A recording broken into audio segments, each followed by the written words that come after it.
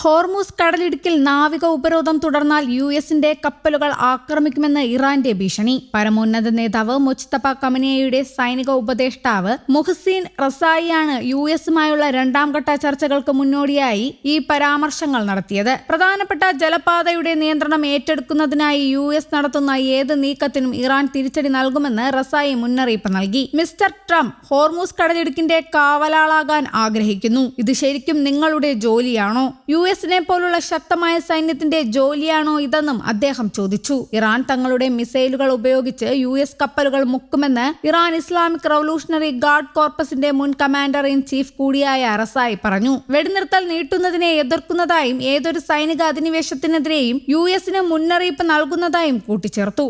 കരയിലൂടെ അധിനിവേശം നടത്താൻ യുഎസ് ശ്രമിച്ചാൽ തിരിച്ചടിക്കുമെന്നും അത്തരം സാഹചര്യത്തിൽ സൈനികരെ ബന്ദികളാക്കുമെന്നും റസായി പറഞ്ഞു. അതേസമയം ഹോർമൂസ് കടലിടുക്ക് ശാശ്വതമായി തുറക്കുന്നതിനെ കുറിച്ചാണ് താൻ സംസാരിക്കുന്നതെന്ന് യുഎസ് പ്രസിഡന്റ് ഡൊണാൾഡ് ട്രംപ് ബുധനാഴ്ച അവകാശപ്പെട്ടു. ചൈന ഇറാനിലേക്ക് ആയുധം നൽകില്ലെന്ന് സമ്മതിച്ചതായും ട്രംപ് കൂട്ടിച്ചേർത്തു. ഈ നീക്കത്തിൽ ചൈനയ്ക്ക് സന്തോഷമുണ്ടെന്നും ഷീ ജിൻപിങ്ങുമായുള്ള ഒരു വിശാലമായ ധാരണയെക്കുറിച്ചും ട്രംപ് സൂചിപ്പിച്ചു. ഇരുപക്ഷവും സ്മാർട്ടായി സഹകരിച്ച് പ്രവർത്തിക്കുന്നുവെന്നും നേതാക്കൾക്കിടയിൽ വരാനിരിക്കുന്ന കൂടിക്കാഴ്ചയെക്കുറിച്ച് സൂചിപ്പിച്ചു എന്നും ട്രംപ് കൂട്ടിച്ചേർത്തു. ഹോർമൂസ് കടലിടുക്ക് ശാശ്വതമായി തുറക്കുന്നതിൽ ചൈന വളരെ സന്തോഷവാനാണ്. പ്രദേശം സജീവമായ സംഘർഷത്തിലായിരിക്കുന്ന അവസരത്തിലാണ് ഹോർമൂസ് കടലിടുക്ക് ശാശ്വതമായി തുറക്കുന്നതായി ട്രംപിന്റെ അവകാശവാദം. സമാധാന ചർച്ചകൾ തകർന്നതിനെ തുടർന്ന് ഇറാനിയൻ തുറമുഖങ്ങളെ ലക്ഷ്യമിട്ട് അടുത്തിടെ യുഎസ് ഒരു നാവിക ഉപരോധം ആരംഭിച്ചിരുന്നു. തന്ത്രപരമായ ജലപാത വീണ്ടും തുറക്കാനും ആണവ ലക്ഷ്യങ്ങൾ നിർത്തലാക്കാനും ഇറാനെ നിർബന്ധിതമാക്കുക എന്നതായിരുന്നു ഇതിന്റെ ലക്ഷ്യം.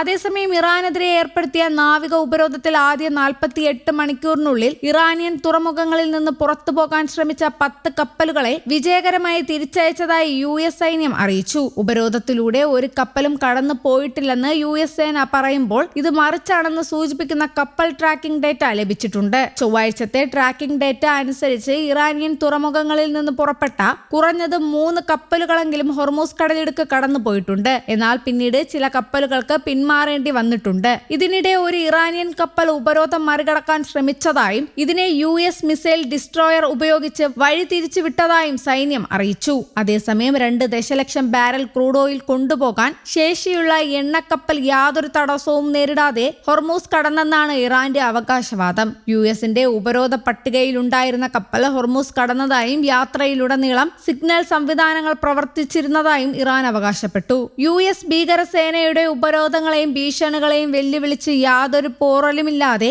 എണ്ണക്കപ്പൽ ലക്ഷ്യസ്ഥാനത്തേക്ക് എത്തിയതായും റിപ്പോർട്ടിലുണ്ട്. അതേസമയം അമേരിക്കയുടെ നാവിക ഉപരോധത്തിൽ 13 പടക്കപ്പലുകൾ അണിനിരന്നതായാണ് റിപ്പോർട്ടുകൾ. അകമ്പടിയായി പോർ വിമാനങ്ങളുടെ പിന്തുണയും. ഇതിനിടയിലാണ് ചൈനീസ് പതാക വഹിക്കുന്ന റിച്ച് സ്റ്റാറി ഹോർമൂസ് കടന്നതായി വിവിധ ഏജൻസികൾ റിപ്പോർട്ട് ചെയ്തത്. അമേരിക്കൻ ഉപരോധത്തെ ചൈനീസ് കപ്പൽ മറികടന്നത് എങ്ങനെയെന്ന ചർച്ചകൾ സജീവമാകുന്നുണ്ട്. ഉപരോധമുണ്ടെങ്കിലും അടിയോ തിരിച്ചടിയോ ഇതുവരെ ഇല്ലാത്തത് ഇരു വിഭാഗത്തിന്റെയും ജാഗ്രതയെ സൂചിപ്പിക്കുന്നു. ചർച്ചകൾക്കും ശ്രമങ്ങൾ സജീവം. മധ്യസ്ഥ രാഷ്ട്രമായ പാകിസ്ഥാൻ തന്നെ ശ്രമങ്ങൾ തുടരുന്നുണ്ട്. തുർക്കിയും ഒപ്പമുണ്ട്. വെടിനിർത്തൽ നീട്ടാനും ചർച്ച നടക്കാനുമാണ് വിദൂര സാധ്യത.